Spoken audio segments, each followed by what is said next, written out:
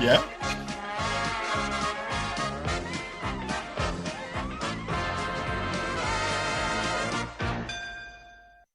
Hello, everyone, and welcome to a very special edition of Chilling with the Villain. There's going to be plenty of laughs on the show today. I can already see Sam giggling to himself. Thinks he's getting one up on the villain. Ha! I will show him. Because today we have a very special guest. Yes, we get the best guests on Chilling with the Villain. Not only do we review classic wrestling, but we bring you the greatest stars in all of professional wrestling. And today's episode, we're joined by none other than Santino Marella. I'm super excited for this. We had a great time with Santino, so make sure you stay tuned to hear our exclusive interview with Santino Marella and see his thoughts on the current wrestling scene, his daughter wrestling, how he got started in wrestling, doing work shoots in Japan. It's a fascinating story, so make sure that you stay listening. Sam, why did you start the show with the outro to World of Sport Wrestling? What's going on? I knew you'd ask that. It sounds better than the intro. No? Oh, you prefer the intro? Much prefer the intro. And that would make more sense to start the show with the intro, would it not? Well, no, listen to the intro, right? C. Easy. Oh yeah, maybe the intro would make for a better intro. Oh, I'm getting nostalgic listening to this. I know. So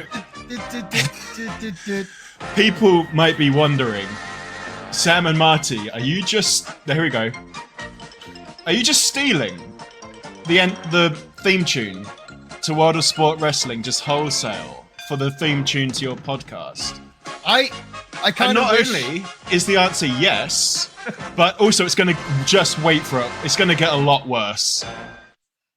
I kind of wish you didn't tell people that was the World of Sport music, because a lot of people probably don't even realize. So we could have just used it and passed it off as our own. And just completely got away with it. We could have done. Oh man, Sam, how you doing this week? You excited for our interview with super excited? Yeah, Santino what a grab! Marella. Son of a gun. Do you have a Santino impression? Oh, I don't want to get cancelled. No, you definitely. We're not of his heritage.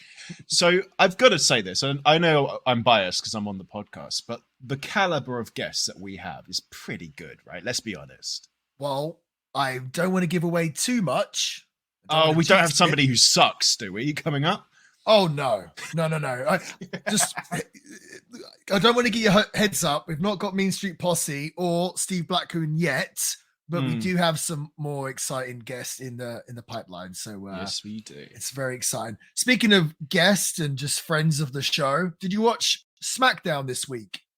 No, I did not. I assume you did. I absolutely did. I don't normally watch SmackDown, but I had to watch SmackDown to see the new general manager of SmackDown, Nick Aldis. After all these years, I started with Nick Aldis over 20 years ago now, I want to say. Way back when, and he's never had a chance at the WWE, never been given a shot. And there he is, debuts as the SmackDown general manager. I know.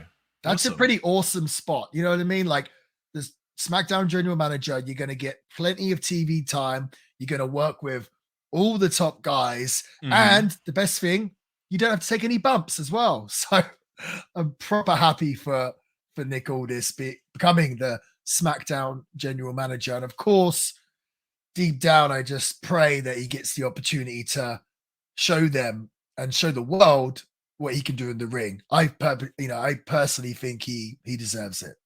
Sure, yeah. What a good little grab for that man. Good for him.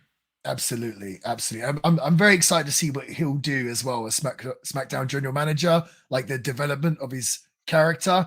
We're going to talk to Santino in a little bit, and of course, his final form, he didn't start like that in WWE. We got to watch him grow throughout the years and develop this character. So I'm really excited to see Nick Aldis do the same thing. So I will now be watching SmackDown every week as well. So Yeah, there we go. Two WWE. I don't want to say converts because we already like WWE, but I started. It's me with NXT now. Now you're tuning in on SmackDown. What is going on? Also, did you like his suit? Oh yes, Mr. Fashion. He did. He did dress up very nicely for the occasion. He looked good, right? Yeah. The problem, like Nick, he's bigger than like all the wrestlers. Yeah, I know. I thought that. Isn't that funny? But the thing is, he's such a good talker and he's so, well spoken. He'll obviously make a great general manager as well. So sure. I don't know. Sure. I will tell. Another thing that I realized on SmackDown whilst watching this episode. So last week in NXT, we reviewed NXT and we mentioned about how Paul Heyman's hair had gone gray. And I didn't realize his hair has gone gray apparently because of the stress that he's feeling from the whole bloodline storyline, or maybe because Roman Reigns is away or something like that. But his hair's gone gray from stress. Yeah. And I actually tried to do this, I want to say back in 2018, either 17 or 18, when there was all these problems in Bullet Club and Kenny Omega and Cody Rhodes were fighting over who would be the leader of Bullet Club. And I thought, it'd be really cool if I dyed my hair gray and said it was because I was stressed or depressed or whatever it was, because of all the stuff going on in Bullet Club. So I dyed my hair gray. And I think the first time I did it, it was fine. But dude, dyeing your hair gray is like way harder and more difficult than it sounds. They basically have to like bleach the whole thing blonde white first, like a primer blonde. Kind of thing. It's like yellow. It goes yellow. Yeah. And then they have to do it like gray after that. And dude, I remember doing it.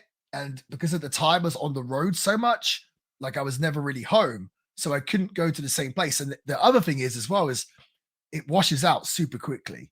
So like I had to legit get it done, like dyed like once a week. And I was never home. So I kept having to go to different places across the world. And I remember one time being in Jersey and trying to find somewhere to dye my hair gray. And I went there and they just like couldn't get the color right. It kept bleaching it and it kept becoming like blonde and just like yellow. And I remember them like burning my scalp and just like really, it was horrible. And my hair was yellow. And I was just like, oh, you know what? Just leave it. And then I had like yellow hair. And it was after that, I was like, dude, this is like, I'm committed to this character. I'm committed to this storyline, but this is just too much. It was way too much. And like, honestly, my scalp and my hair has like never been the same since. Right. So I think that was advice in that everybody should wear sunscreen song. They say like, don't do too much to your hair. I can't remember the exact line, but basically that like you do too much to your hair now and it'll be ruined later. And that I kind of had to find that out the hard way. So, but yeah, I doubt that Paul Heyman is taking inspiration from me, but he also was a Marty Scurll guy, or was I a Paul Heyman guy? I don't know. We discussed that on the podcast before, but yeah, I just want to say that I did it first. There we go. There we go. Do you reckon people remember that? Or do you reckon there's one person who's like, when they watch Paul Heyman, be like, oh, I remember when Marty did that? I don't know. It was a very short period. I think I only did it for about a month or so. So yeah. You say that's a short period, but like to actually have like grey hair or even blonde hair, that's a long time because you have a personal life as well. yeah, that's true. I just wore a hat the whole time. Oh, okay. Yeah. We do have some more, what's the word? Housekeeping, I guess. Yeah. So a few weeks ago, we spoke about our favorite or whatever, top 5 imposter wrestlers. And I spoke about Franz Schumann. And I put the reel out of, the fake Bret Hart. Franz Schumann dressed as the fake Bret Hart. Well, I actually got some kind of insight to this and why it may have happened. So I sent you a poster earlier. If you could pull it up, that would be great. Just for the people that are watching this rather than listening to this. So apparently, Franz Schumann was booked on this tour or a show at least in India. And he was asked to portray Bret the Hitman Hart, right? And not only was he asked to portray Bret the Hitman Hart, but they also had a Doink and I think he was also played by an Austrian wrestler. He was called Doink 3 or Doink number 3, which is very random. And then my favorite one, there was also someone playing as an Austrian wrestler playing the Ultimate Warrior, which you can see on this poster. And there's also someone playing a bushwhacker as well, which is pretty crazy because it's like you probably could have got the real bushwhackers for this show. But this was supposed to be some kind of, I guess it was billed as like WrestleMania in India or Nepal. Is that how you say it? Nepal, yeah. Nepal. But he sent me this poster, this gentleman on Instagram named Thomas Huttinger. I don't know if I'm saying that right, or Huttinger. He's Austrian, and he gave me some insight. But basically, they got booked for this tour, this kind of WWF tribute tour, and all the wrestlers ended up getting ripped off. So Franz Schumann kept the Bret Hart gear, and I guess just decided to wear it from time to time. when his normal gear was dirty, he would just bust out the Bret Hart gear, the tribute gear. So that's the story of how Franz Schumann became the fake Bret Hart, I guess. This is an absolutely amazing find. What's the person's name? Thomas Huttinger. Yeah. I can't believe that he found this. This is nuts. Well, you see on the poster as well that Franz Schumann, if you slide down to the bottom, he's billed as the new Hitman. Yeah. The new Hitman. Not necessarily improved, but new.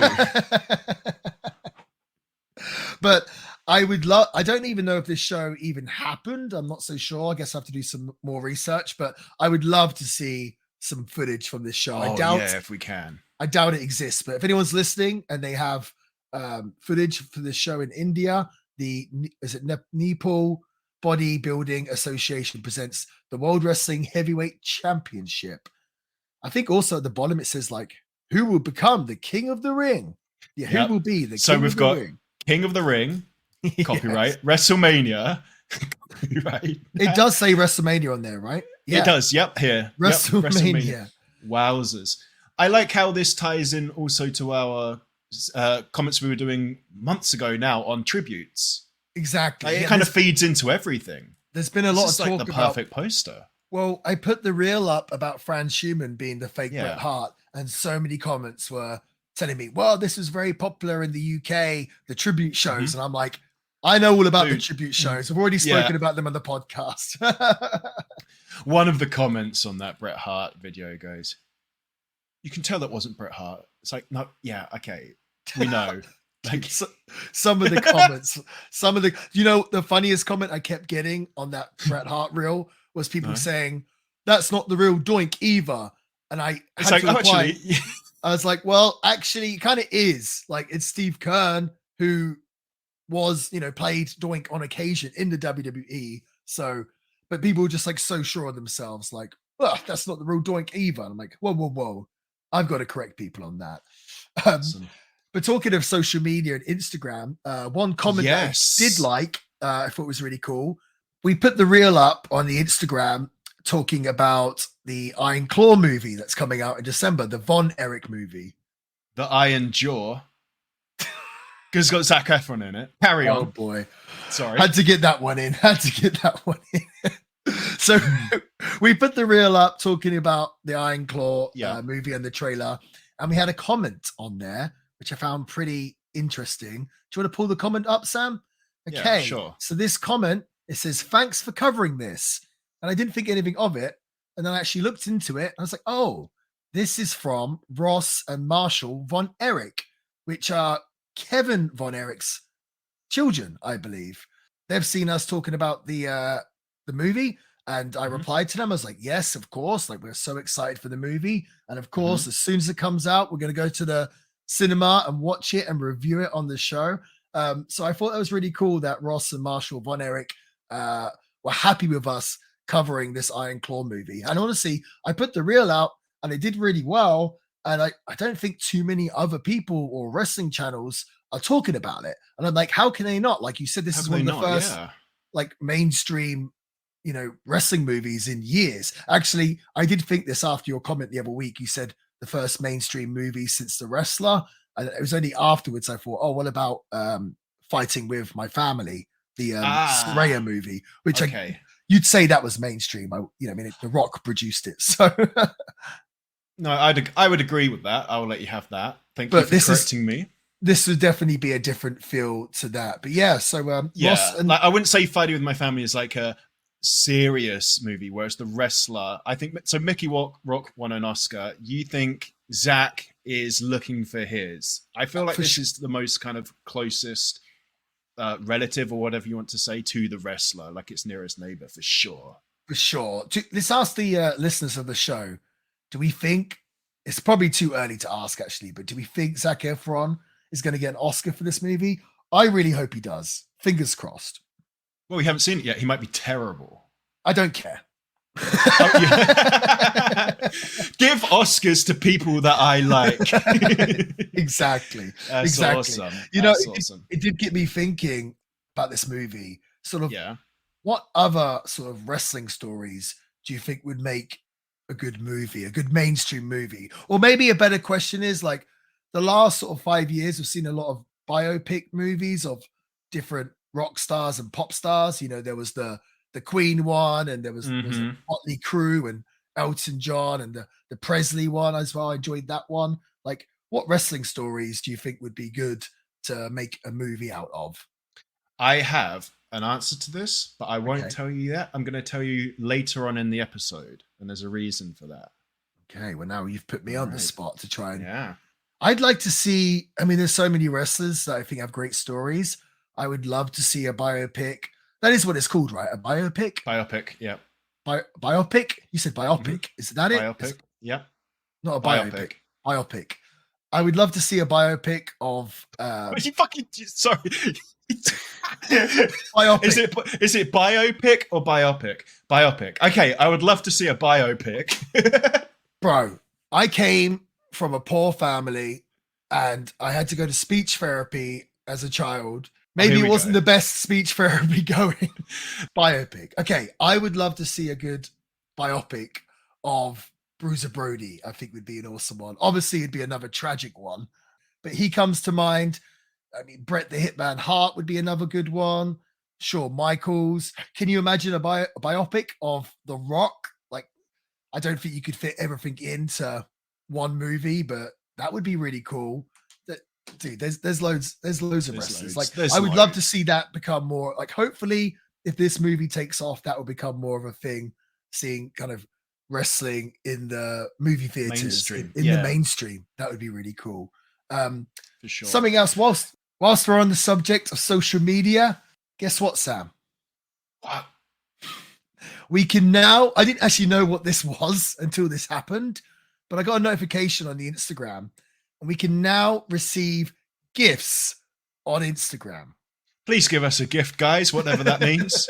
I want a gift. Where's my gift? I thought that at first. I was like, what are gifts? So I guess apparently I looked into it, and apparently people can buy, I think it's stars that they buy. They can pay for stars. And then when they enjoy someone's reels, they can give them stars. And it could be 1 star, it could be 5 stars, it could be 50 stars, whatever it was. And then that page can then use those stars and transfer them into money.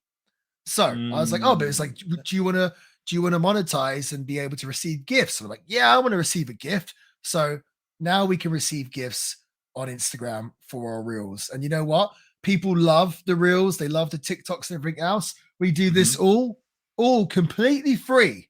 We're just doing a service for the wrestling fans out there. So if you want to help support us, if you can work it out, send us a gift. That would be amazing. Yes. Because you know what? There's quite a lot of expenses that go into this podcast, and we're not making millions of dollars yet out of this podcast. So if you'd like to send us a reel, show your support, we would really, really appreciate that.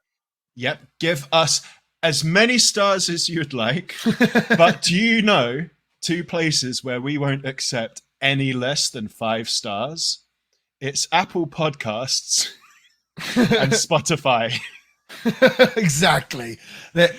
That's another good point. Yeah. If you do enjoy the show, please give us a review and give us 5 stars. If you're listening, if you got this far in the podcast, you're enjoying it. Right. So please give us a 5-star review. That really helps out with the algorithm. And in fact, Sure.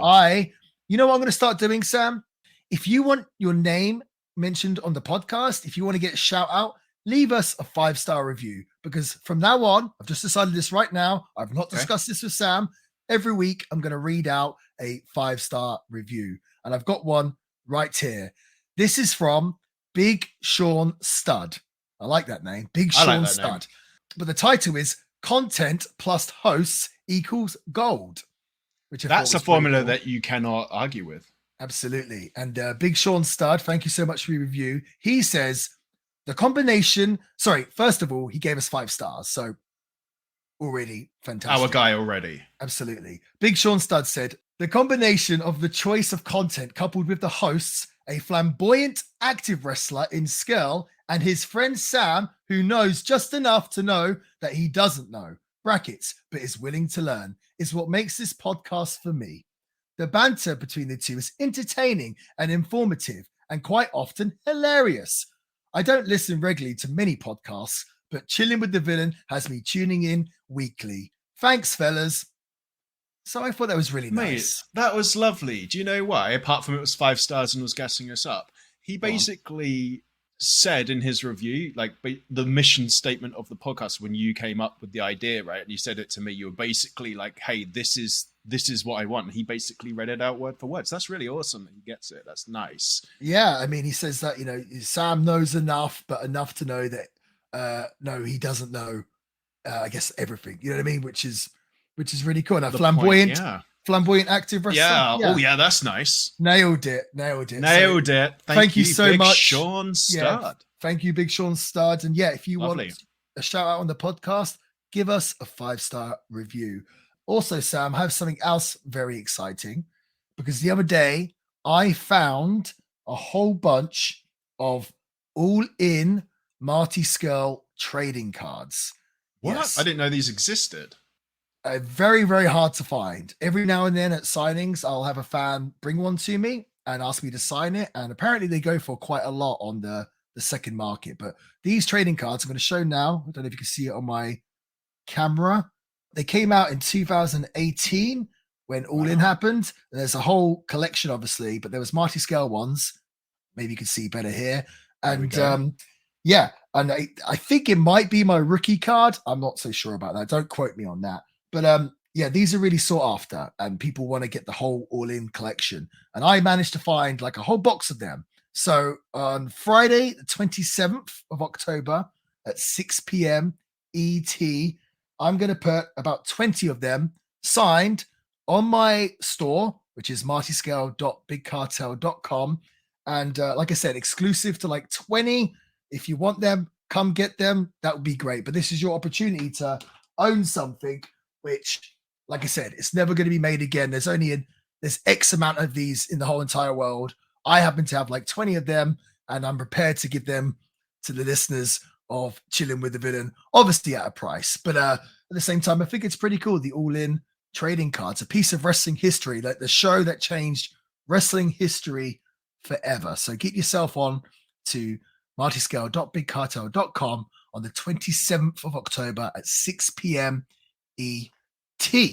Now, Sam, before we get to our very exciting top 5, another thing I want to mention quickly to the listeners, if you're into video games, we may have some exciting news coming up, because myself and Sam, just like how we worked out how to do a podcast, now we're working out how to stream. So soon we will be going live regularly on Twitch. So Sam is a big gamer. Me, it's kind of like the same roles we have in wrestling. I used to be a big gamer as a kid. Now, not so much. But I'm definitely willing to get back into it. And I'm very excited to play games with Sam on Twitch and basically just touch base with the community. And, you know, I think that's the bit that I'm most excited for when it comes to twitching, is kind of doing it with all of you, all the listeners. So, because we do this now and I'm talking to you, but you can't respond to me.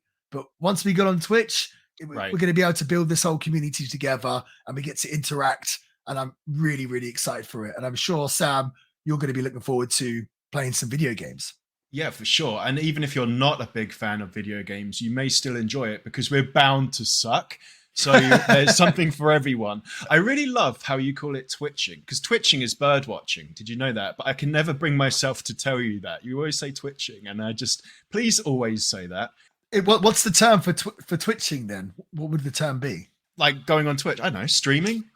Live streaming? Yeah, I'm going to call it that. twitching. No, please always call it twitching.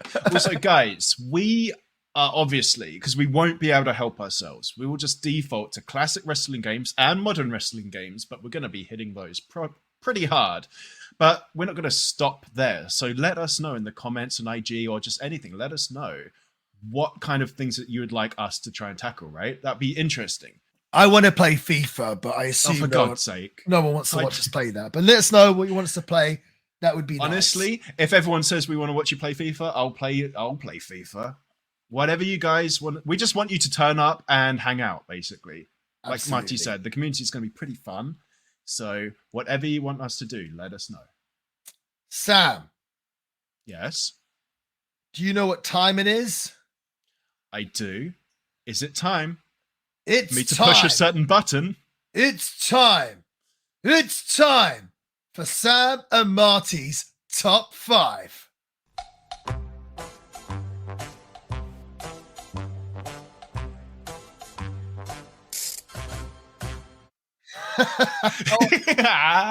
bit of an abrupt stop, but don't worry about that. That was good, wasn't it? It was great. I loved it. So, because this week's guest is Santino Marella, one of the greatest comedic wrestlers of all time, comedy wrestlers, I figured that we should do a top 5 comedy wrestlers of all time. Our personal favorite comedy wrestlers. So yeah, I mean, Sam, do you want to go first? I'll go first because mine will most likely suck, because I bet you know these like obscure from different promotions comedy wrestlers. So yours might actually have a little bit more meat to it. Now, I'm also wondering if we're going to start arguing what is the definition of a comedy wrestler. So let's just go for it. Ready? I have an honorable mention at number 6. I wanted in my top 5 somebody who isn't what you would call a comedy wrestler or comedic wrestler, who's just like a real like athletic or real wrestler, but who's also funny and can make you laugh. Now, I was thinking about it, and none of them actually made my top 5, but I do want an honorable mention shout out for number 6, which is Kurt Angle. Yeah, he's a funny wrestler, but not a comedy wrestler. Right. I just thought it would be, I just wanted him in there. So he's at my number 6. Now, number 5, I was going to put Roddy Piper. I mean, he was funny enough to get his own bit, right? His own segment. The problem is, it's like I said, there's wrestlers that are comedic, but not comedy wrestlers. But if that's the list, then your list could be like The Rock, Stone Cold, Kurt Angle, and it kind of defeats the object of the list. So I hope that's not your list. Well, wait for it. You're going to be a bit more annoyed before it gets better. It gets worse before it gets better, all right? I didn't decide to have Roddy Piper. I decided to have Vince McMahon. Here's why. Not a wrestler or a comedy guy. Apart from that, great list. I don't think you've got the idea of this list. So. I absolutely did. Do you know where I got the idea of this list from? Go on.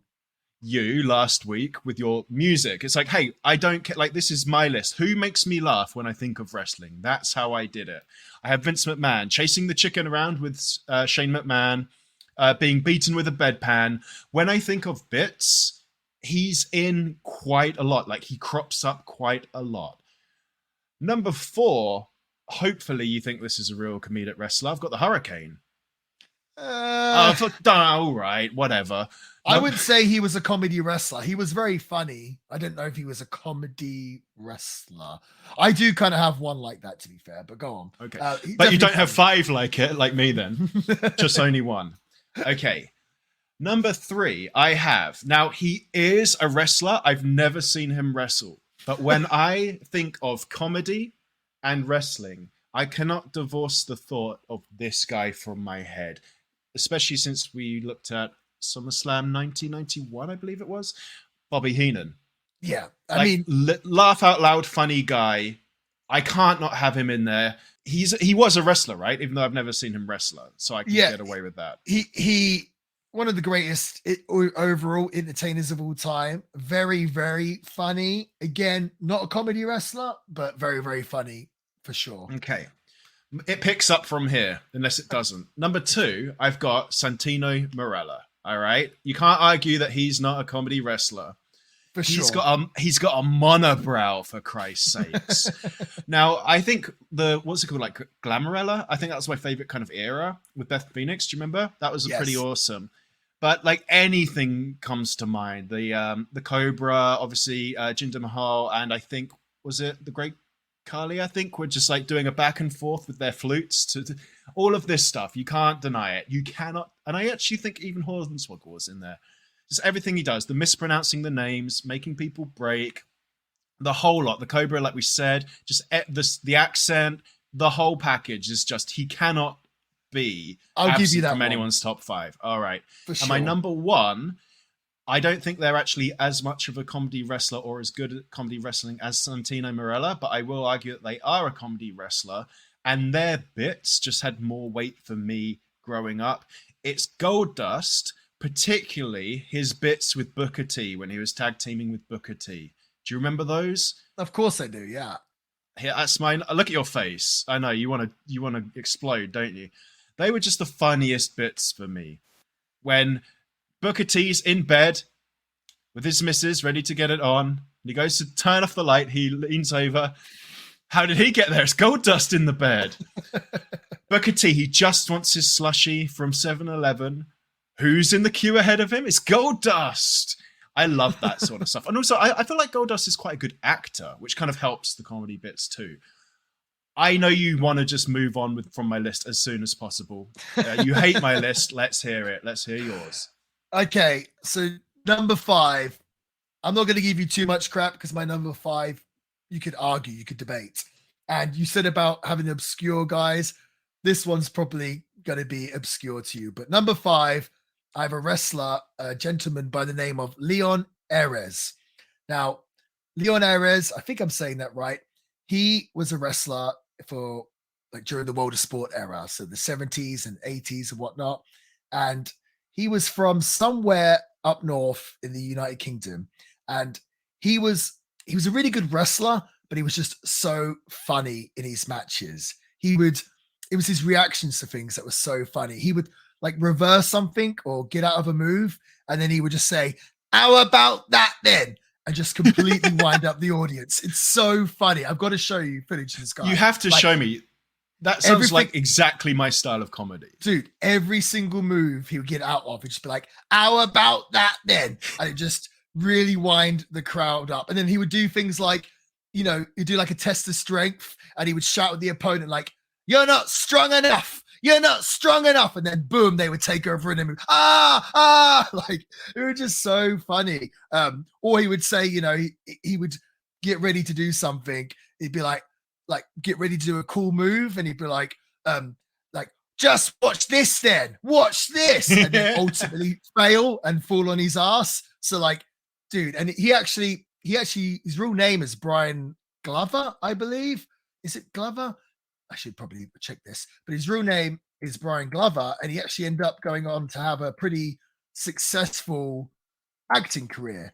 And he was in like Alien and a few other movies and stuff. And he was also, I don't know if you remember this, but Brian Glover was in the BBC's attempt at a wrestling soap opera. Oh, I remember talking about Rumble, which it had Leslie Joseph from Birds of the Feather was like one of the main characters, if you remember her. And this show Rumble, this like wrestling soap opera on BBC, was just absolutely garbage, just so bad. But he was a part of that, so he was a great wrestler. But everything he did to me was funny, so I think this counts.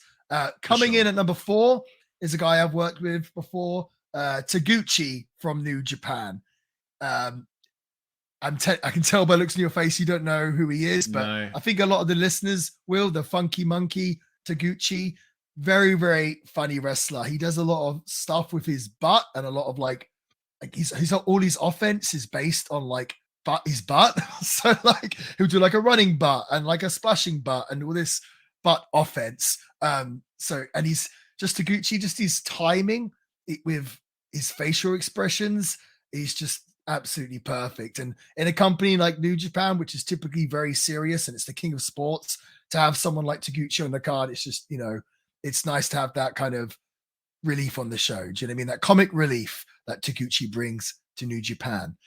Number 3, I've got Boom Boom Colt Cabana. Oh, of course. Damn. Dude, I remember doing a whole weekend in Germany. WXW, it was the 16 karat weekend.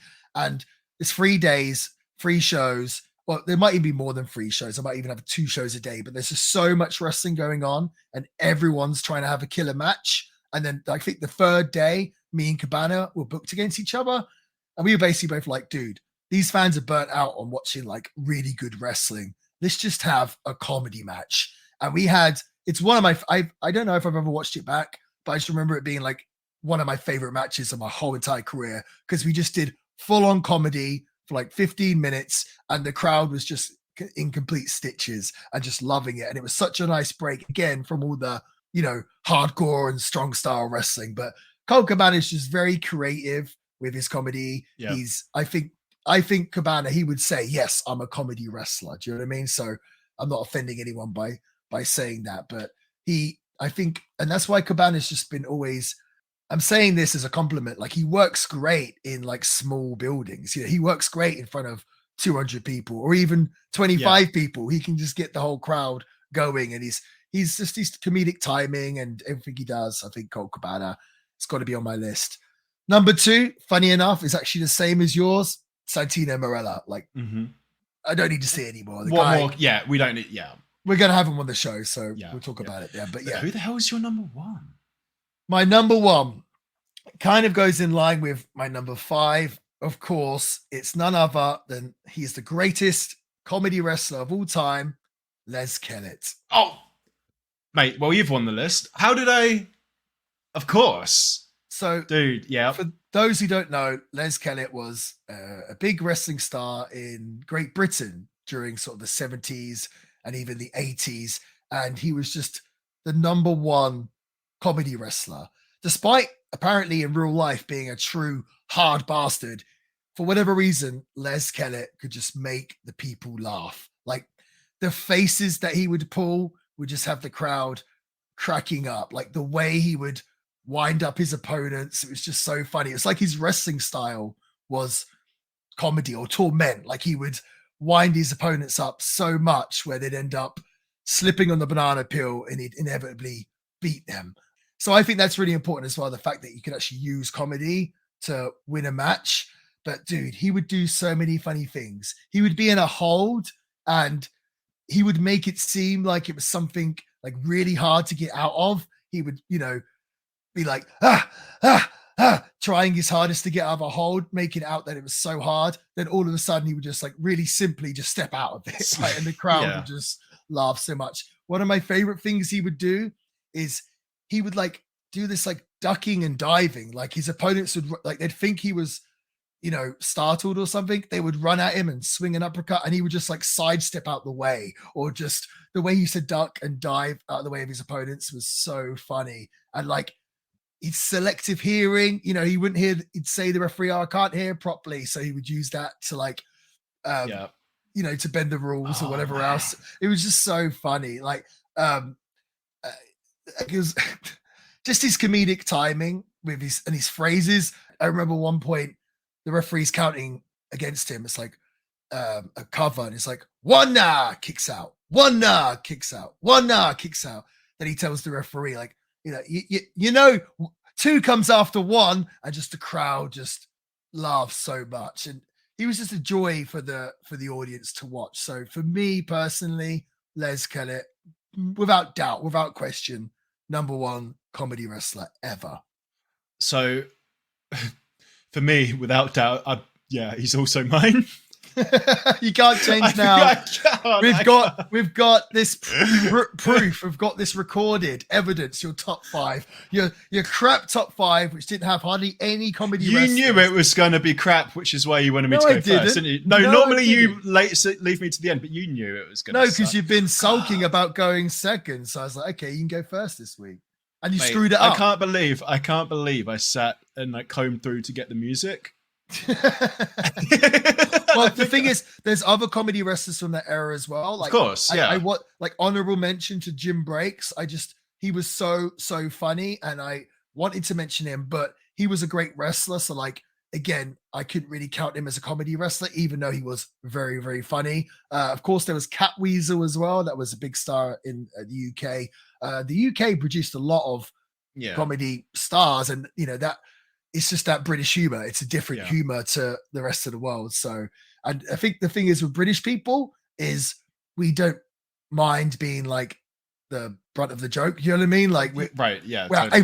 in fact, we want to be it. You know what I mean? So like, I think that's what makes sort of a good comedy wrestler, why the UK makes so many good comedy wrestlers. So yes, Sam, that was Marty and Sam's, or Sam and Marty's top 5 for this week.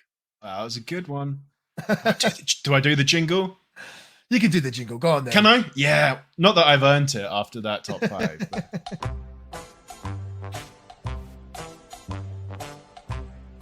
People will know what this is from. Shh, don't tell them. You know what? You know what? Don't you think that it's such a shame that back in the day, when you're young, you want to listen to music, you've got to listen to the radio. And you'd sit there waiting for hours listening to the radio to hear that one song. I want to hear that. Remember listening to the top 40 and just waiting to hear number 1? And you listen to it and you're like, oh, this is awesome. Do you know what I'm going to do? I'm going to get on the bus into town and I'm going to go and buy that record. Don't you just miss that feeling? Like having a record or a CD collection where you can pick up the physical item, you can smell it, you can look at the tracks on the back. If you open it up, it's got the lyrics. Your friends come over and you can show off your whole entire record collection or your CD collection.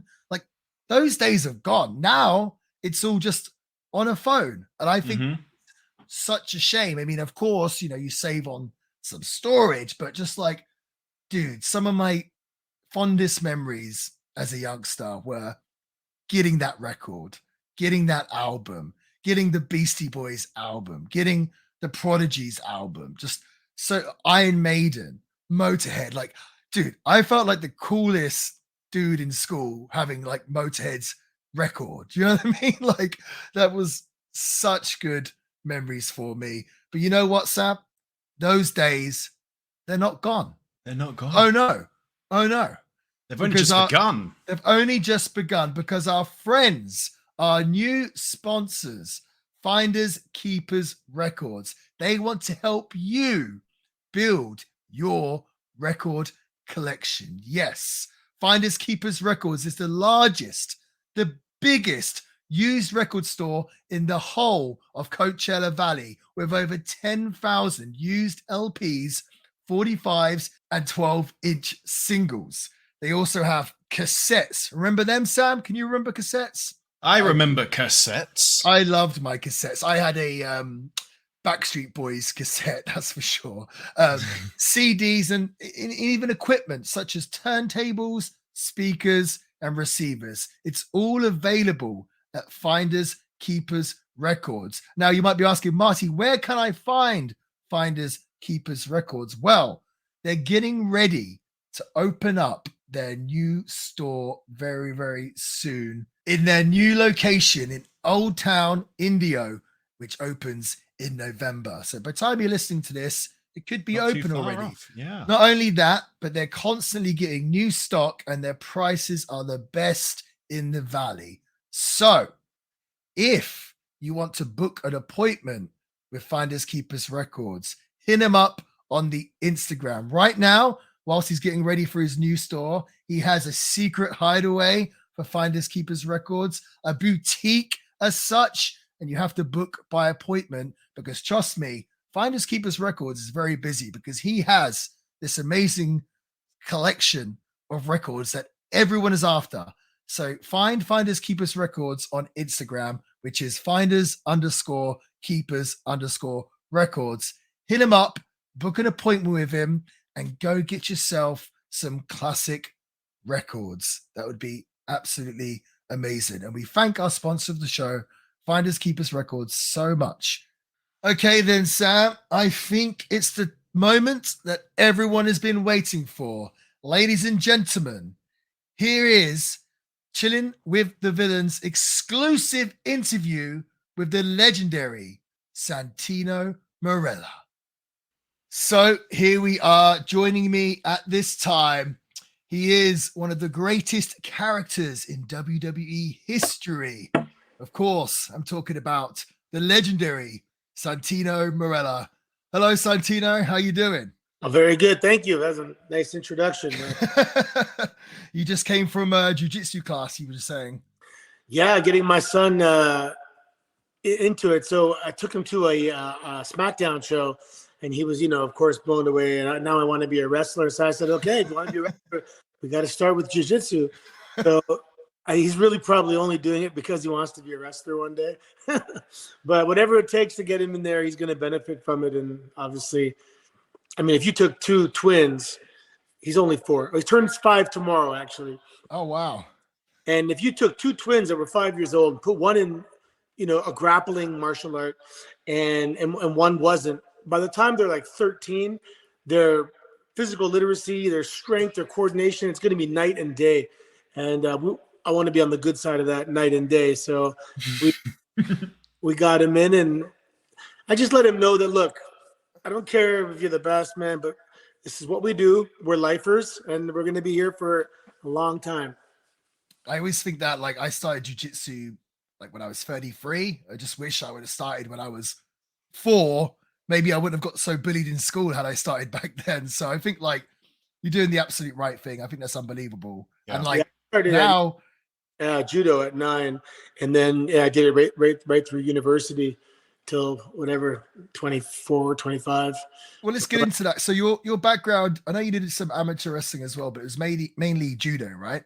Yeah, judo, and it was really a luck of the draw. I just knew I felt the calling of martial arts, and I didn't know which martial art, or I didn't know anything about martial arts. I just knew, Bruce Lee and Kung Fu movies. And my mother happened to pick judo. It just happened to fit in her schedule. And, once you start and you start competing, and, I was like a little satellite club. Then I was brought to the main dojo. And again, luck. My sensei, who was like old school from Japan, at the time he had 3 kids, and I was the same age and same weight as his youngest son. So I became the training partner of his prodigy son, and it rubbed off, and I started winning, and then we went to 2 different weight categories, and then we both became junior national champions. We went to the junior worlds together, international high school championships together, and I got lucky, man. I got a really good training partner, and he was naturally like more aggressive and more determined, and wanted to show his father like who was old school, like tough mentality, like beat all the children, and the ones that survive are going to be the champions, kind of thing. Because he pushed us really hard, man. The training we did back then was, when I look back, not only could I not do it now, it was incredible. Like, so for example, I'm going to go off on a tangent because that's what I did. Of course. So we had these private classes on Sunday. They were like 4.5 hours long, and I was like 13 years old. And we would do. Do you know what an uchikomi is? Yes. Yeah. So like you practice the throw, you come in, boom, and go back out, and go back in, and go back out. And we do 1,000. Oh. It took us like hours to get through just that. And then, when you do shrimp on the mats, yeah, we would go there and back is 1. And we do that 5 times head first, 5 times feet first, double arm pulls 5 times, single arm pulls 5 times. That was 45 minutes just pulling ourselves across the mat. And I always had scabs on my elbows. Yeah. And they weren't really like good tatami. They were kind of sticky mats, to be honest. And they were horrible to train on. That's kind of how you like your start in wrestling is kind of interesting, because did you go from like judo into kind of those work shoots, if I can say that, in Japan? Is that how you started wrestling? Or yeah. So then I wrestled university, and that's where I met my coach's son. So my first coach was Don Koloff, and his son was on the Concordia University wrestling team. And when I heard his dad had a school, I was just like, no way! Oh my God! I just found my destiny, And it wasn't really a full blown school. My coach was he's a gangster type older guy, and he had a school. It was a physical school, a wrestling school. Yeah, but it was only like two of us. And I think it was kind of like, to have something on paper, I have a school. Gotcha. Yeah. How do you afford this extravagant lifestyle? I have 2 students. And how did that like transition then into you wrestling in Japan then? Was it from there? Yeah, so at the time, this is like 2002, 2003. So I was already 28 years old. I got a little bit delayed after university because they had another school, and then someone sold the building. They had to find a new school.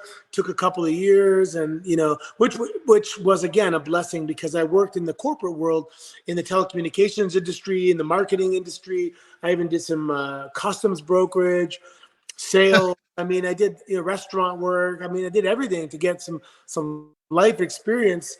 At the time, it was just to make ends meet, but little did I know that it was going to pay dividends in the future, because I have this life experience. And then a lot of people don't plan on life post wrestling, but because I had this experience, my transition to life after wrestling was pretty seamless, I think. So I had like 6 indie matches. Wow. Which was basically Dynamite Kid versus Tiger Mask, Right. I think we just copied them. I don't know. Nonstop, a lot of suplexes, and it was with my buddy GT Dynamite, who was my training partner and also came with me to Japan. So I knew pretty quick. I'm like, nobody's seeing this. Right. Like this is not doing anything to further my career. I got to make shit happen quick. I'm 28. I'm 29 now. So we left to Japan. One of the only connections we had was in Japan. A buddy of mine, Big George, who wrestled for 0-1 and Hustle. Crazy story. Like this guy named George K, who was like a martial artist, and he was a bit ahead of the time. He sent some VHS tapes to Japan. He wanted to fight MMA, and his training dummy in the videos was this guy, Big George, who was a pro wrestler, but also trained in martial arts. So because he's a freaky looking guy, he was like 300 pounds, jacked, and they responded like, we want to have that guy, the training partner, come to an MMA fight. So he fought in this, like he never did MMA before, Tokyo Dome, like 60,000 people, crazy. Like all the guys from Pride were there back then. K1, like they were just these 3 guys from like, or a handful of friends from Scarborough, Ontario, and in Toronto, just flew to Japan, and they said, okay, you have potential. He lost the fight, but then he went to Battle Arts. They hooked him up with Mr. Ishikawa, and he started training at Battle Arts. So that was my only connection at the time, was that fact that Big George trained at Battle Arts. So I'm like, I got to get out of here, and I said, can we call Battle Arts, and can we tell them, I want to go there. I'll pay my way. And I had to sit Bianca down. Bianca was 8 years old, man. And I was like, I got to go. I got to go do this. I got to do this for us, because she was like, at 8 years old, you immediately knew that Bianca was going to be like a megastar. And I'm like, shit, man, but how am I going to get her somewhere? Like, like the only thing I could do was really wrestle, So I said, okay, this is the plan. I'm going to go wrestle, and I'm going to, make it to the highest level I can. And then I'll pull you over when you're of age. And we call it the 18-year plan. 26. And we had this conversation. It was not easy to sit down your 8-year-old and tell her, like, I got to go on a fucking crazy mission, and it might take a couple years, and it's going to be really hard. But like, there's no, the expression, like, be the person that your dog wishes you were.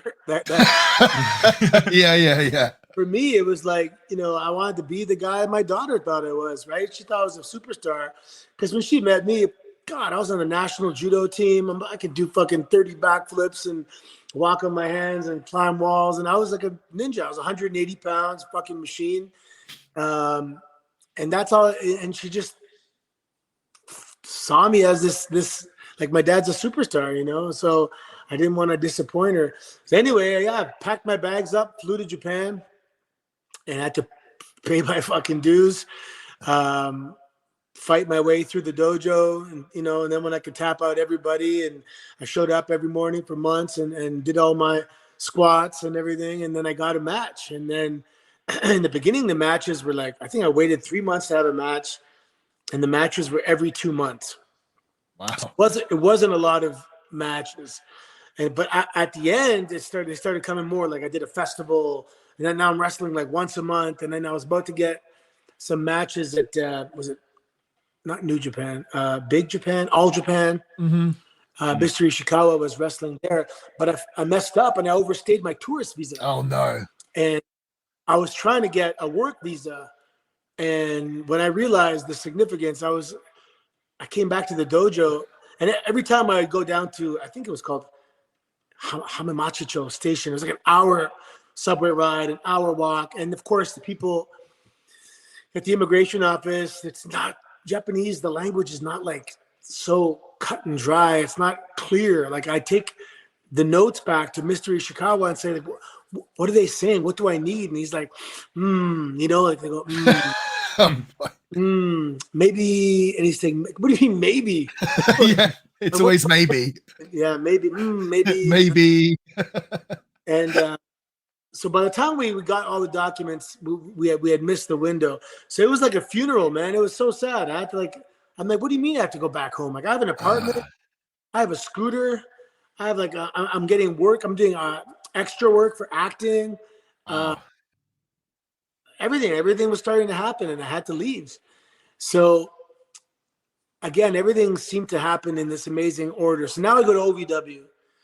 And so how did that come about? How did you end up in OVW? Did you just flew yourself there to start with? Is that right? Because you weren't signed when you first got there, right? I called them and I said, "Can I audition?" I didn't even go.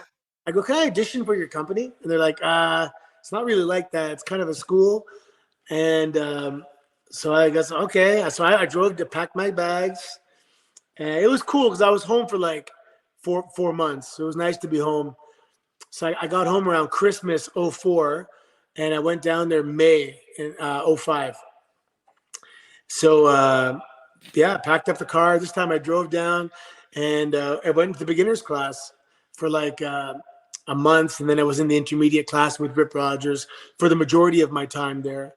And the fact that I had just come from Japan kind of gave me this advanced status. Like, this guy just came from Japan.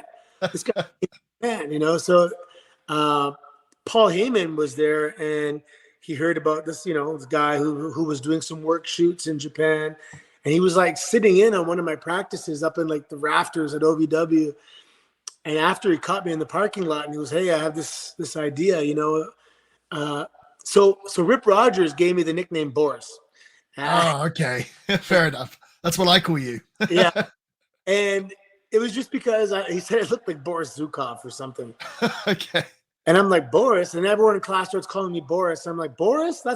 And someone goes, yeah, that's your name now, man. If Rip gives you the nickname, you are Boris. I'm like, fucking Boris. So then I'm laying in bed, and I'm like, doing. My original coach was Don Koloff. And I go, there hasn't been that combination. There's been Boris Zukov and Boris Malenko and Ivan Koloff, and there hasn't been a Boris Koloff. So I asked my coach for permission to use the name Boris Koloff, and he popped, and he goes, yeah, sure. So then I was Boris Koloff. And then when Paul Heyman saw me, and he wanted me to start on TV as Boris Alexiev. because there was that old famous Russian Olympic lifter. I think he was the first guy to clean and jerk 500 pounds. His last name was Alexiev, and Vince was a huge fan of that guy. So to have that association with that name. So I was the only unsigned guy on OVW TV back then, because OVW at the time, so there was beginner's class, intermediate, and advanced. But the advanced class was also simultaneously the developmental class. Let's say we had 27 people in that class. Maybe 23 would have been developmental, guys getting paid. And the last 4 were guys, trying to get paid. So I was one of those guys, and until the day finally came where I got the phone call and they offered me a developmental contract, which was like, I was living in the States. I couldn't work. I couldn't have a job. And I was literally going through my savings, like down. I had a Muscle Tech sponsorship, so I had some protein bars and stuff. And I got a little bit of funding from the Métis Nation of Ontario, because I kind of positioned it as a trade school. And I mean, still, eventually the money it just ran out, and I got signed the next day.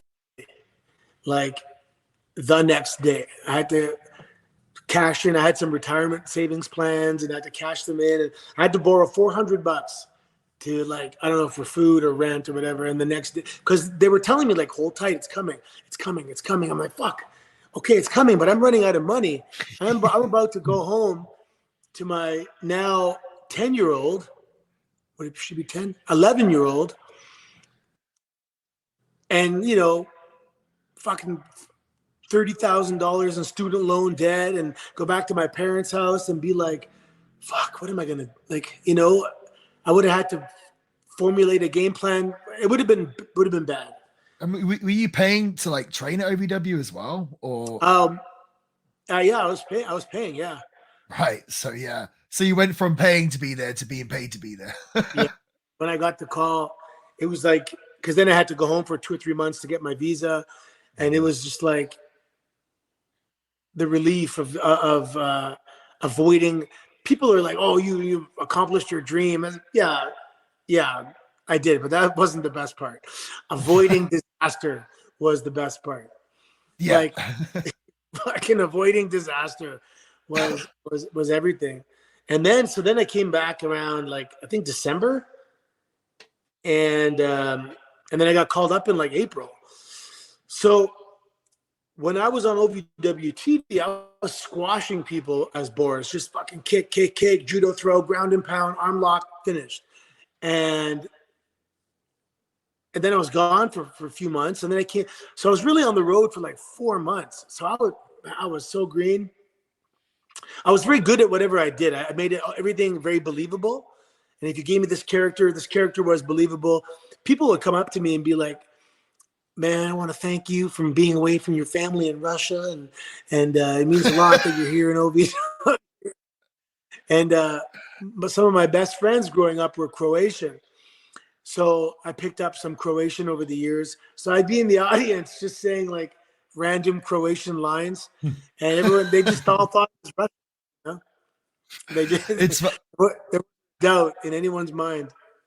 It's so funny that you did that gimmick in OVW, such a far cry from what you end up becoming known for, and obviously the Santino Marella gimmick. When you were OVW, like, who were the people sort of in charge and training at the time? You mentioned Rick Rogers. Who else was there? Well, when I got to the advanced class, Al Snow was there. And he was my coach. So I was doing double duty. I trained with Rip, and I trained with Al as well, whenever possible, and then trained during the my weight training and stuff during the day. So it was pretty. I was hurting mentally, man, being away from my daughter. So I just trained and trained and trained and trained. It was like my therapy, just to train, and essentially I burnt out once or twice, but I just take a week off and get back at it. And I just thought, if I'm not maximizing all the time away from, I'm just fucking bullshitting. I'm a bullshitter, I'm supposed to get the job done, not to be screwing around and having fun, and I just, it took me 2 years, 2 years and 2 weeks down there until That's I debuted. that's still super quick though to be signed to WWE. That's still, you know what I mean? That's Yeah, pretty damn quick. So, so look at the time frame. 28, start training. 29, my first match. All of 30, I'm in Japan. 31, I moved to OVW. I get signed at 32, and I debut at 33. And then 10 years with the company, and after that. But I was, because I knew also I was older. I'm 5'10", and at the time, like if you're not under over 6'1", they wouldn't look at you. And also being 32 and getting signed is like, man, like they wanted some return on their investment. They wanted guys 24, 25 years old. And back then that was kind of unheard of, huh? Like 32-year-old being signed back then, that wasn't a thing, right? Yeah, and especially with my height. Right, that as well. It's funny that I think I used to hear this a lot, maybe even before like I met you and knew you, but I would hear wrestlers say like, obviously you get the wrestlers that want to be world champion and headline WrestleMania, but I'd hear so many wrestlers being like, damn, I want that Santino Marella spot.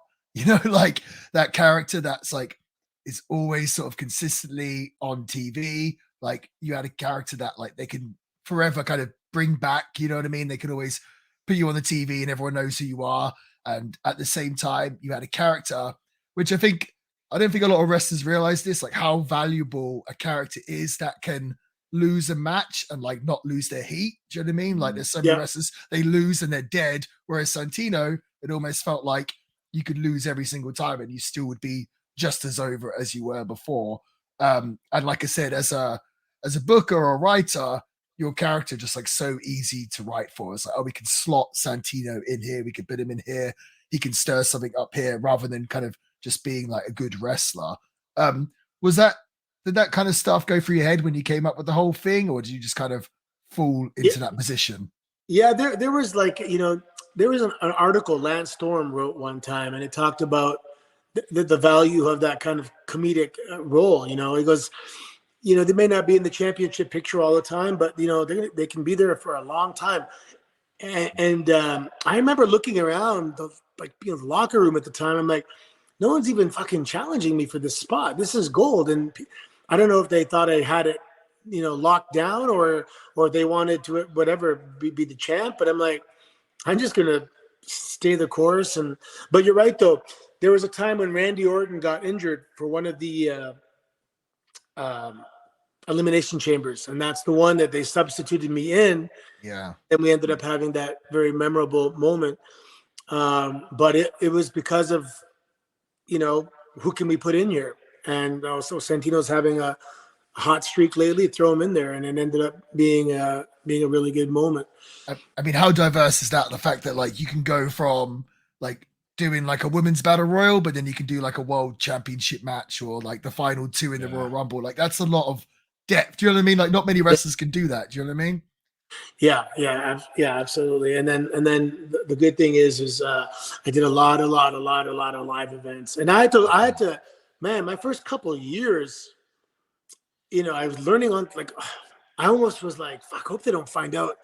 Almost like I was a fraud, like I could fake it so well.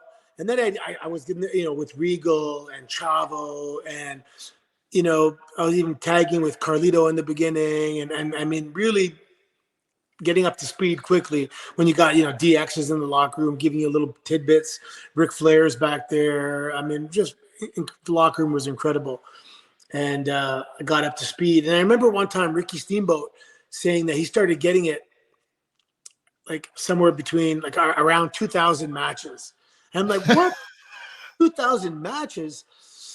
And then I did the math, and I started really like considering myself like a black belt in pro wrestling. Somewhere around 7 years on the road straight, 6 years on the road straight, where you're having those, you're at match number 1748, right 49 and 1750 for the weekend, right. And then I didn't have a wasted footstep. Like, I mean, really dialed it in, man. And just the last few years were fucking some masterpieces on the live events, right? The ones you don't For see. sure. The fun ones. Yeah. You know, like I've always been a massive fan of just like simple wrestling moves as finishes. And I love when guys can, like, we talk about in the podcast sometimes, like it's a sign of a good worker or good wrestler when they can take like a really simple move and get it over as a finish. You know, and obviously like the people's elbow is a great example of that. And obviously, you know where I'm going with the Cobra, which was just stupid over. But my question about the Cobra, I don't want to ask you how you came up with it and stuff because you've probably answered that before. But my question is, was there anyone like ever on the roster or wherever you've been that kind of had a problem with selling it at all? No, it was actually the opposite. Everyone would look like would be like, oh, like hit me with the Cobra. I'm going to sell it for 15 minutes, or everyone wanted. Cena always wanted to sell the Cobra. He always like fucking. He goes, it has to be the last match because I'm not leaving until everyone leaves the building or something. That's great. So no one had a problem at all. No, yeah, no. Well, it was established to the point where and everyone up there had a pretty good attitude. Even Taker one time, he was like, he made a joke about like, you and that damn Cobra killed the business or something like that. And then he stops and goes, actually, I wish I thought of it. And I remember. Sorry, go on. Yeah, no. Even Abdullah the Butcher, and he walks by, and goes, I like your move.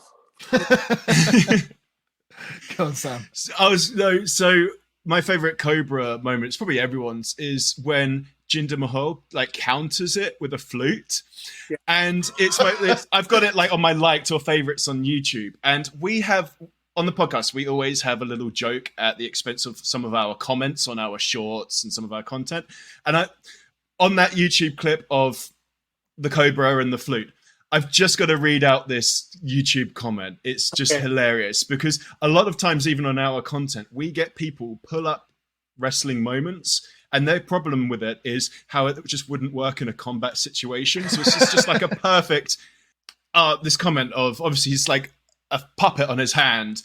This guy's like, this wouldn't work in a combat situation. It's so fake. Also, tell me, who else would use that Cobra move, not as a wrestling move, but a sort of self-defense move? I'd like to see on how that would turn out, LOL. And somebody responds, like trolls him a bit and goes, Santino hit it on the neck, so it hurts too much. And then the original poster backs down and he replies, oh, really? I never noticed that. Thanks for letting me know about this, man. Well, the funny thing is, it does come from like a legit move, right? Well, there's a bundle of nerves here. The scalenes or whatever. And every time there's a little kid, and I go and I'll push on the nerve, and they always go, oh. And then then they extrapolate. Well, if just touching it hurt, imagine striking it. The only person it ever busted open. So it was at WrestleMania. It was one of the Battle Royals one year, and I had a spot. And I think Carlito forgot and came running at me, and I was like, someone else, I had to duck it and hit him quick, or he tried to duck it anyway. I hit him in the mouth, and he had all blood in his teeth, and I'm like, my Cobra did that? Oh my god! All color in his mouth and everything. It was so funny. Here's a question for you. So, obviously everyone knows you as a comedic wrestler, but anytime I've spent time with you, you've just cracked me up. Would you mind maybe, you can shorten the story if you like, but just telling us the story. When you told me this, I was just dying with laughter about your bodybuilding contest with Cody Rhodes. Yeah, Muscle Mania. Muscle Mania, that's it. Yeah, because Sam's not heard the story, so no. Yeah, Muscle Mania was at the Houston WrestleMania, and Cody was young. He was young. He was in his 20s. And we always jaw-jack each other. And, he on his first day at OVW, I went up, hey, how you doing? Blah, blah, blah. I didn't know who he was. And just be nice to him. And then it was the chop drill. Goes, okay, get the partner, chop drill. And I was like, okay. So anyway, he claims I chopped his nipple and his throat and everything. I was like, come on, my chops were good. But anyway, I just, for some reason, he's such a little smart ass. I like to you know, give it to him a little bit. And then we were on a European tour. What did I do? I put a cupcake on his bag, and then he ended up pouring like a whole bunch of cupcakes in my bag. I'm like, man, fuck, man, you went too far. I got icing all over my shit, you know. So so we were just kind of just bothering each other the whole, you know, messing with each other. And then on the bus, we were drinking one time, and he said something about me being fat because I had like my little belly roll. And I said, I can lose this. And if I lose this, I beat you in a bodybuilding contest. And he was like appalled, like, Pwah! He's like, there's like no way you. And then we started taking polls in the bus. Like, who do you think would win in the bodybuilding? And some guys, oh, you know, Cody, he's leaner. And I remember he got hot at Beth because Beth was like, I think they were dating at the time.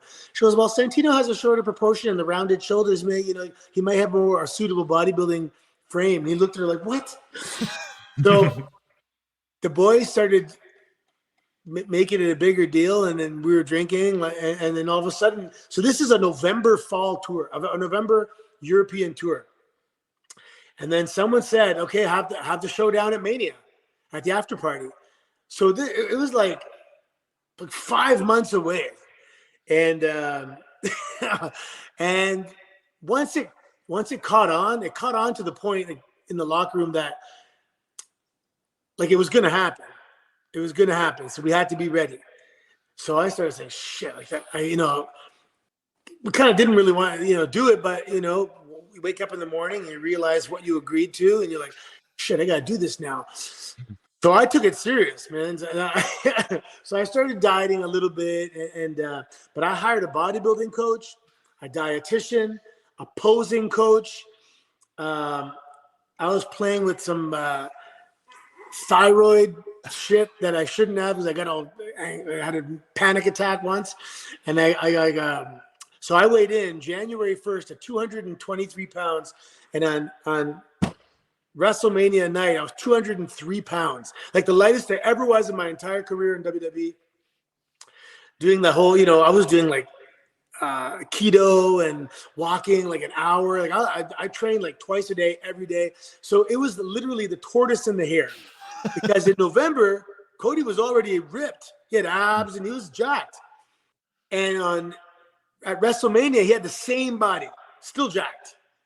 And he just had to sit back and watch me lose a pound of fat every week for like 20 weeks or whatever it was. And every week, every Monday, people would be like, hey, man, he's fucking looking better. He's gaining on you. Like, yeah, whatever, fuck, you know. And it was just, it started bothering him. But they made T-shirts. People, look, this is one of the prizes for WrestleMania. It's like an official thing. Rey Mysterio submitted that. There was like a 10-foot trophy by JBL. There was like cash. There was all this. There was T-shirts made. It was like the Mega Powers collide. They superimposed our faces and we're like holding hands. And the after party, I was tanning, like I mean shaved, waxed, whatever, the whole 9 yards. And then we had the showdown at the WrestleMania after party, and I won. But he blames it on the popularity contest. You know, you won because everyone likes you. I said no. I worked hard on this, and I went down to 203. There was a strength component as well, and he tapped out of that one. I'm sure he had the updates. I was crushing him on everything by 100 pounds, and so he tapped out of that one. But and then the Muscle Mania was. I'm sure if someone just says the term Muscle Mania, he's probably gonna roll his eyes. He said it's the worst day of his life, and he'll never forgive me for the rest of my life. I was gonna say I would have assumed Cody would have hated losing that big time. Deep down inside, he hates me forever. Sam, you have some. By the way, Sam is like the biggest like comedy wrestling fan, and he just loves it all. So you're like the perfect guest for our show. Oh yeah, I'll bring it to Sam. We do every episode we do a top 5, and obviously because you're here for this episode, we just did a top 5 comedy wrestlers. Do you have a short list of your own? Oh man, well, I think one of the funniest guys of all time is Bobby the Brain Heenan. He's on mine. He was on mine. Yeah, he's amazing. Oh gosh, I mean, obviously the contemporary guys, R-Truth is really funny. Orange Cassidy, I get a kick out of him as well. Tozawa he's pretty funny these days with his little antics backstage. Believe it or not, Asuka is very funny. I think she's really funny. There's a lot of it.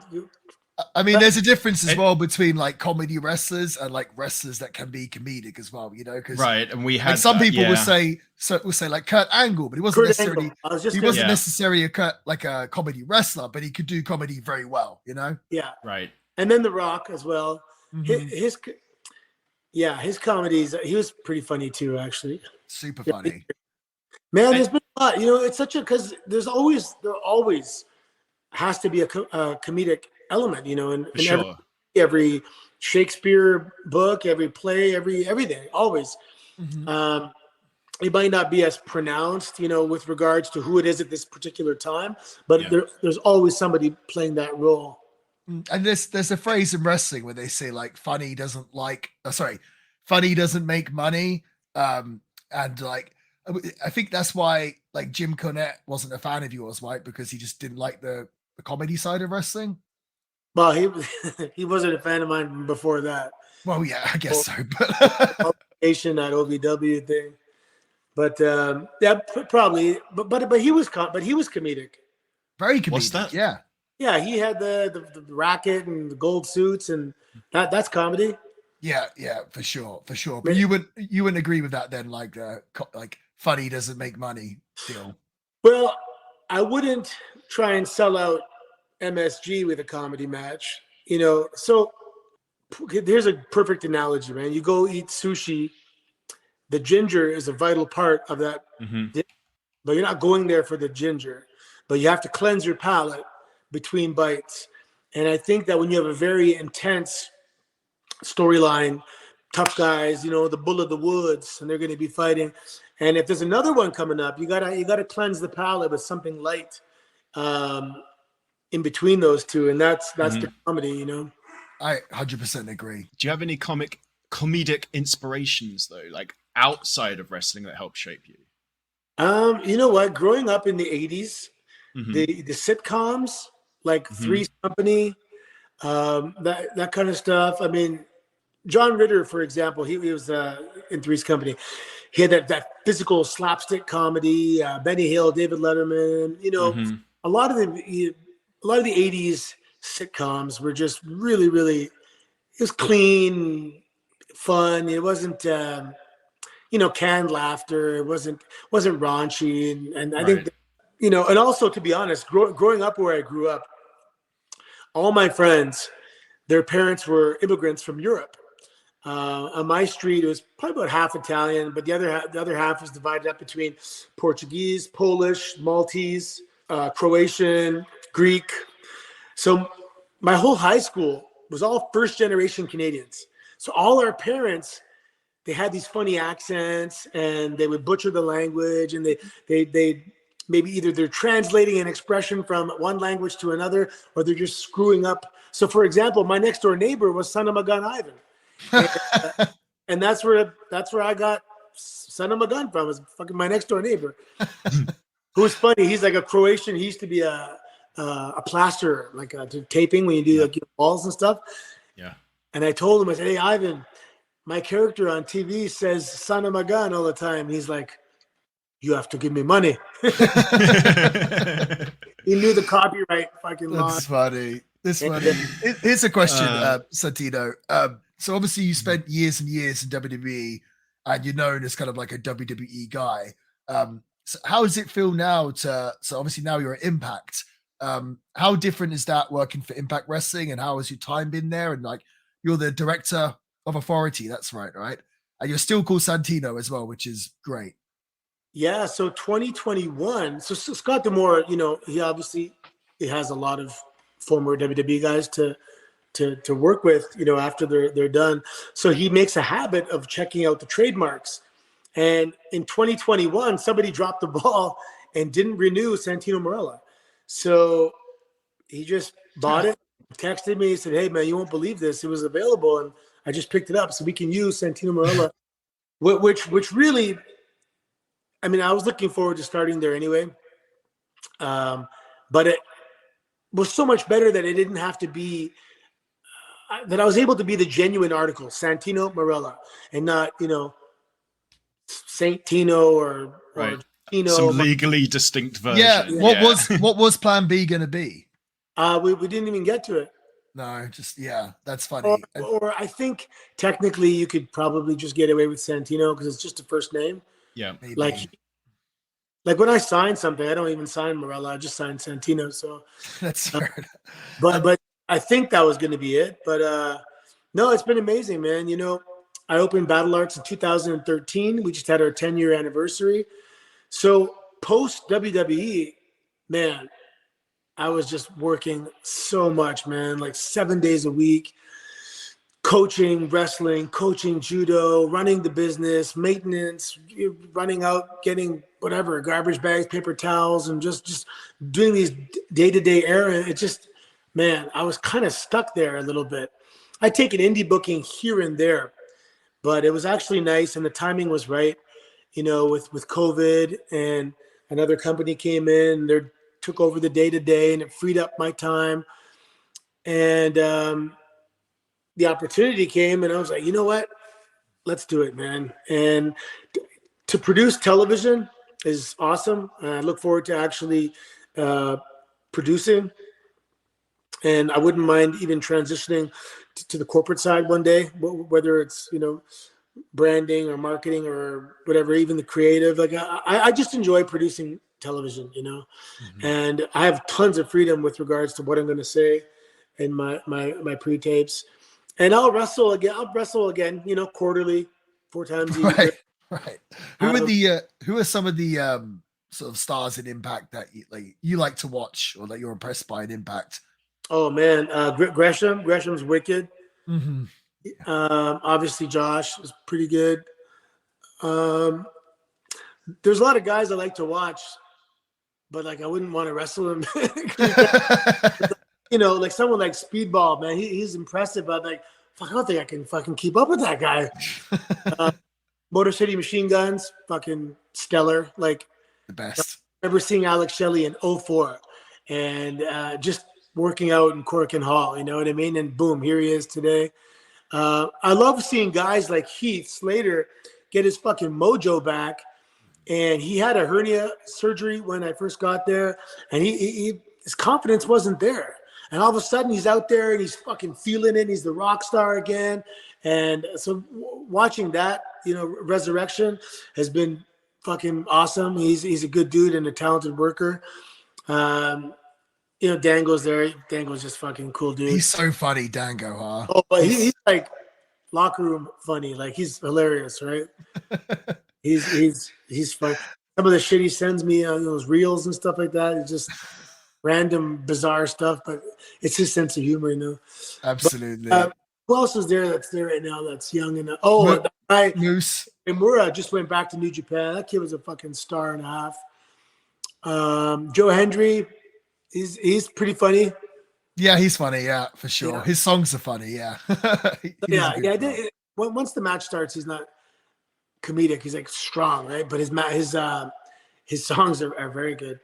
They're right now. I'm trying to think of the locker room, and I think behind me, there's Moose is there. Kazarian's fucking there. He's good. Kaz is the best.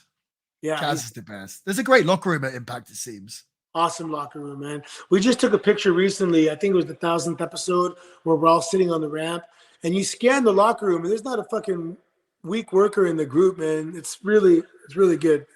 People are sleeping on Impact for sure. I know you've not got much time, Santino. I know you've got obviously the family to take care to, but we'd have to do this when we're doing this interview. We've got to ask you about your daughter. Obviously, you spoke about your son earlier. Got to ask you about Ariana Grace. Yeah.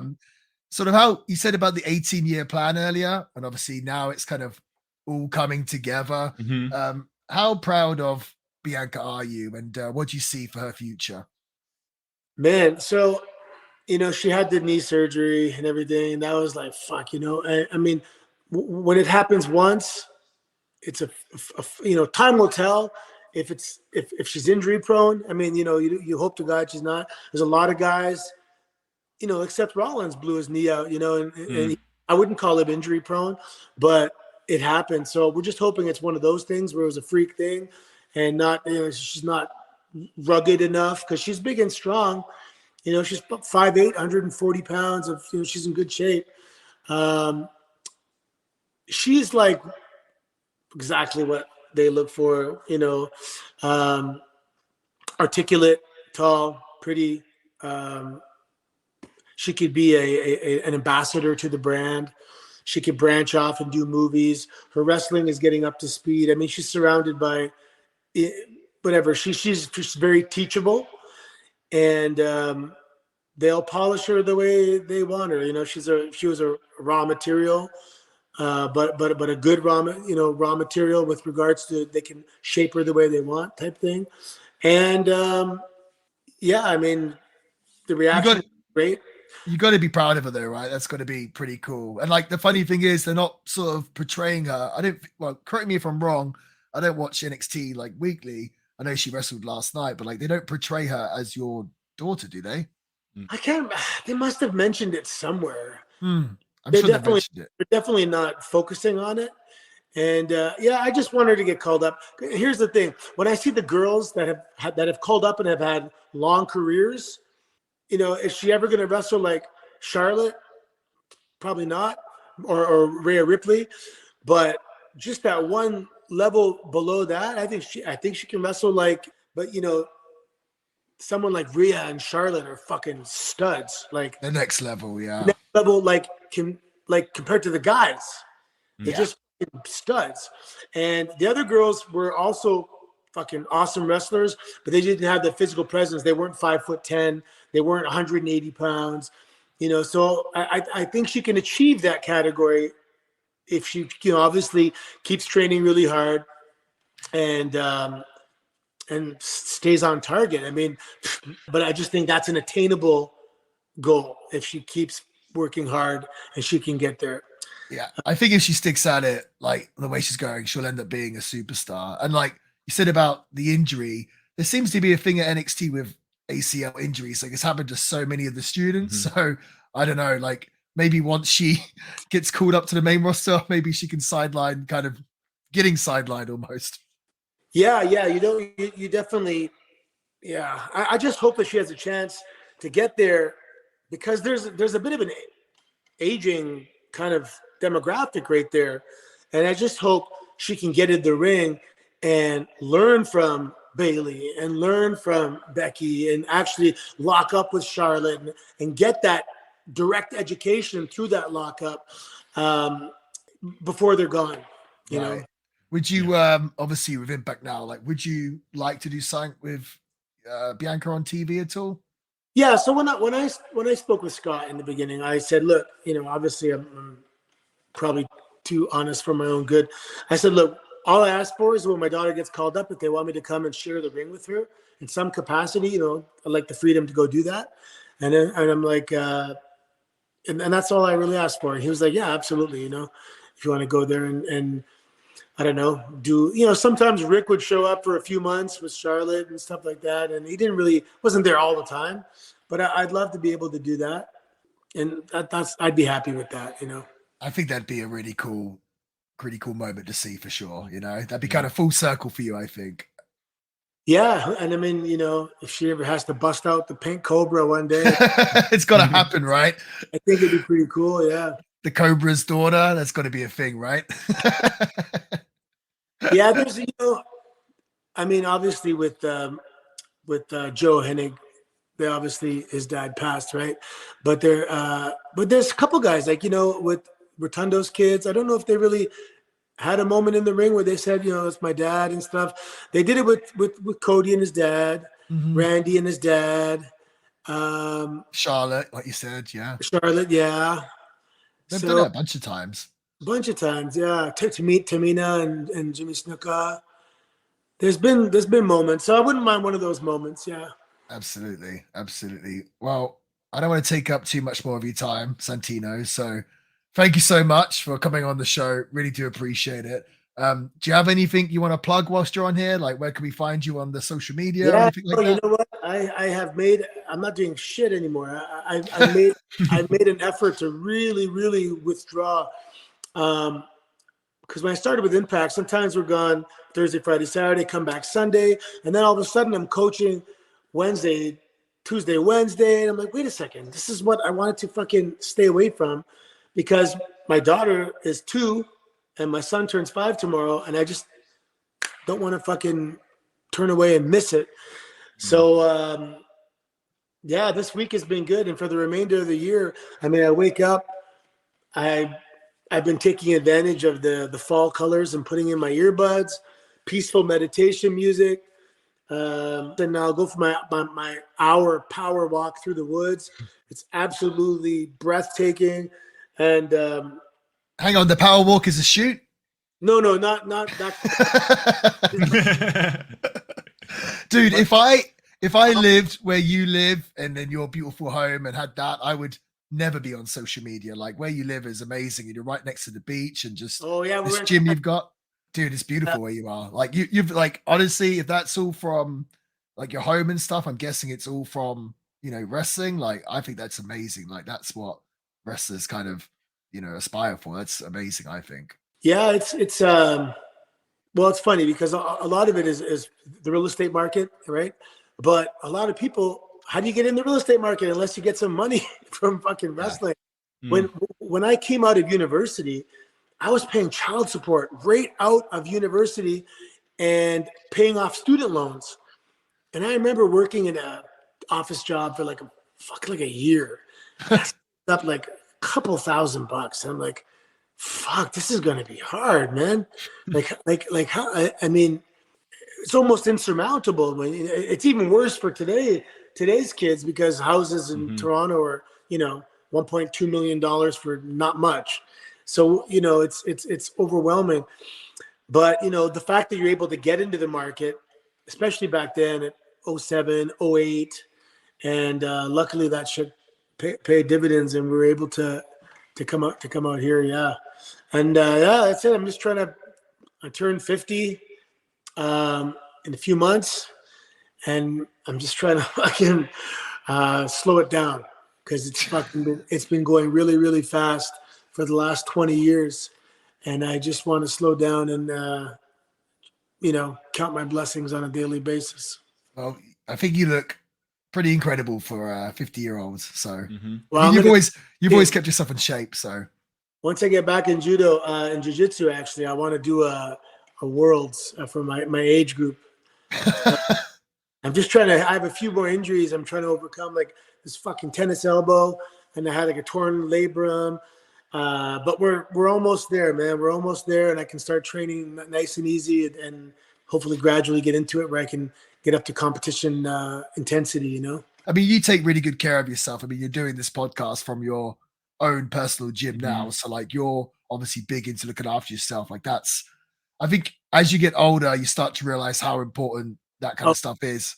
Yeah, I mean, there's guys that like to drive Porsches, but when it comes to that kind of stuff, I have a moderate taste. I always tell someone I got Honda Accord taste when it comes to that. But my gym is like my Porsche. Yeah, absolutely. Yeah, well, listen, Santino, we don't want to take any more of your time because you're a busy man, but thank you so much for coming on the show. Really do appreciate it. Like, thank you, boys. You were like, thank you so much. One of our and happy birthday to your son for tomorrow from Chilling with the Villain. Oh yeah, that's right. Yeah, yeah. Turns 5 years old. That's awesome. Well, thank you so much again. We'll speak to you soon, boss. No Cheers, problem. brother. Bye-bye. Oh man, I forgot to show Santino my monobrow that I painted on. Do you see that? Oh well, it's done now. Sam has been hiding his painted on monobrow underneath his glasses this whole entire time. And then I forgot. You were just too excited by the interview. But I was. It was a good one, no? How do you think that went, Sam? I think it was a pretty great interview with Santino Marella. He was very giving with his time and very honest with his answers. So yeah, super fun. That's the sort, thank you again to Santino Marella for giving his time. We really do appreciate it. And that's the type of guests that we have on this show. That's the type of caliber that we strive for. We aim for at Chilling with the Villain. Santino Marella, Justin Gabriel, Chris Masters. Come on. Marty, do you remember earlier in the episode, I said I'll give you my answer for what story would make a good wrestler story would make a good film? Go on.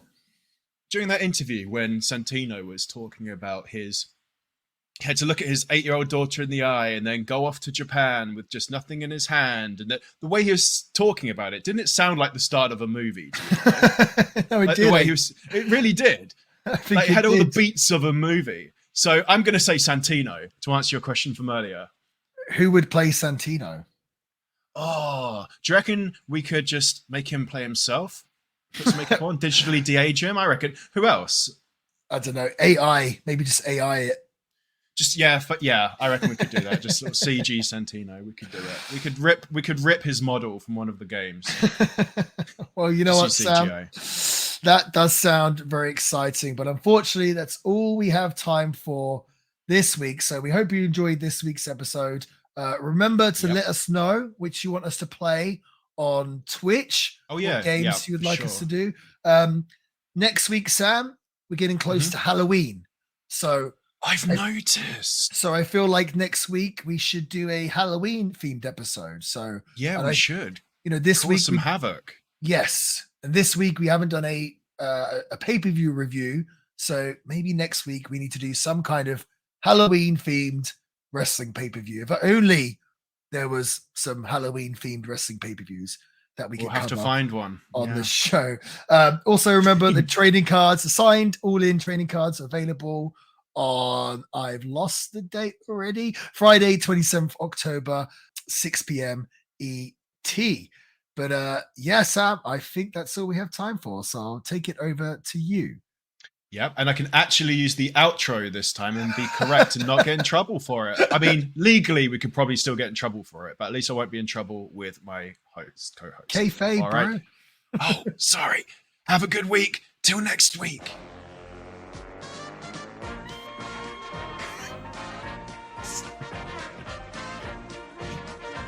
I was terrible, dude. It's all right. I was still going.